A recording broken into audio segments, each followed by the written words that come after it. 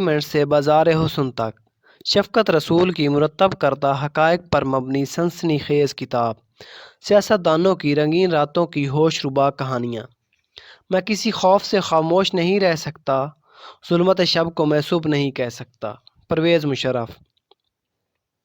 سابق صدر پرویز مشرف کا شمار پاکستان کے ان جرنیلوں میں ہوتا ہے جنہوں نے آئین کو پامال کرتے ہوئے حکومت پر قبضہ کیا اور پھر اپنے کھوکھلے نعروں سے عوام کا دل بہلاتے رہے۔ سابق صدر پرویز مشرف کا دور حکومت پاکستان کی تاریخ کے بدترین ادوار میں سے ایک ہے۔ اس دور میں پاکستان میں دہشت گردی کو فروغ ملا اور آج ہونے والے خودکش حملے مشرف دور کا ہی ایک تحفہ ہیں، جس میں مساجد، مزارات اور امام بارگاہیں بھی محفوظ نہیں ہیں۔ سابق صدر پرویز مشرف بھی شراب و شباب کی محافل کے رسیا تھے اور ان کے دور حکومت میں ان محافل کو بے پناہ فروغ حاصل ہوا۔ مشرف کی حکومت کے کئی وزراء کے اسکینڈلز منظر عام پر آئے، جن میں ارباب غلام رحیم اور نیلوفر بختیار کے اسکینڈلز نمایاں ہیں، جبکہ پرویز مشرف کی ناچ گانے کی ویڈیوز بھی منظر عام پر آئیں۔ پرویز مشرف جو کہ گانے اور ناچ کے رسیاں ہیں، ان کی ایک ویڈیو جس میں استاد حامد علی خان ایک پرائیویٹ فنکشن میں پرفارم کر رہے تھے، جس میں موصوف بھی شریک تھے، نے خود گانا شروع کر دیا۔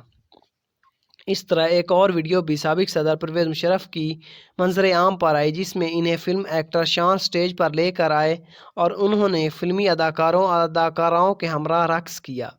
مشرف اس نام نہاد آزادی کے حق میں تھے جو یورپ اور امریکہ میں ہے، جس میں شراب و شباب کو زندگی کا ایک نمایاں حصہ تصور کیا جاتا ہے۔ ہم یہاں پر مشرف کے لڑکپن کے عشق کا واقعہ بیان کرتے ہیں، جو کہ کچھ اس طرح سے ہے۔ جب وہ 15 سال کی عمر کو پہنچے تو وہ اپنی ہمسائی کے عشق میں بری طرح سے مبتلا ہو گئے۔ اس کی عمر بقول مشرف کے مجھ سے 1 سال زیادہ تھی، یا پھر وہ میرے ہی ہم عمر تھی۔ میں ہر وقت اس کے بارے میں ہی سوچتا رہتا تھا۔ مجھے اردو سے کوئی خاص رغبت نہیں تھی اور انگریزی سے اس کو کچھ زیادہ لگاؤ نہیں تھا، اس لیے ہم دونوں کا ایک مشترکہ دوست جو میرے انگریزی میں لکھے ہوئے خط کو اردو میں ٹرانسلیشن کر کے لکھتا تھا اور اس کے اردو میں لکھے ہوئے خط کو مجھے پڑھ کر سناتا تھا۔ خط لے جانے اور لانے کی ذمہ داری میرے ایک دوست کے بھائی کے ذمہ تھی، جو کہ چھریرے بدن کا تھا اور کئی جگہوں میں بڑی آسانی سے آ جا سکتا تھا۔ وہ میری ہمسائی کے گھر میں چپکے سے جاتا اور میرے خط اس کو پہنچاتا تھا۔ سابق صدر پرویز مشرف کا یہ عشق اس قدر بڑھ گیا کہ اس میں اس کی نانی بھی نادستہ طور پر ملوث ہو گئیں۔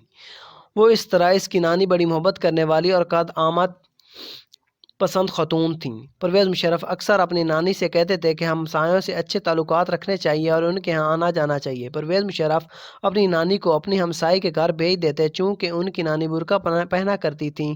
پرویز مشرف ان کے برقعے کی جیب میں اپنا رقعہ رکھ دیتے اور اپنی ہمسائی کو پہلے ہی خبر کر دیتے کہ رقعہ کہاں رکھا ہے۔ پرویز مشرف اپنے اس عشق کے بارے میں کہتے ہیں کہ وہ لڑکی بہت خوبصورت تھی، لیکن میری یہ محبت وقتی تھی۔ حقیقت میں یہ میرا دیوانہ پن تھا جو میرے والدین کے گھر بدلنے تک رہا۔ پرویز مشرف اپنے دوسرے عشق کے بارے میں بتاتے ہیں کہ جس سے میں محبت کرنے لگا وہ ایک خوبصورت اور شادی شدہ بنگالی لڑکی تھی۔ دراصل یہ کافی پوچ اور بے معنی عشق تھا۔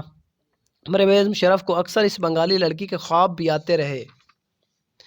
سابق صدر پرویز مشرف کی ایک اور ویڈیو بھی منظر عام پر آئی، جس میں وہ اس وقت کے وزیر اعظم شوکت عزیز کی فرمائش پر کھڑے ہوئے اور ڈانس کرنا شروع کر دیا۔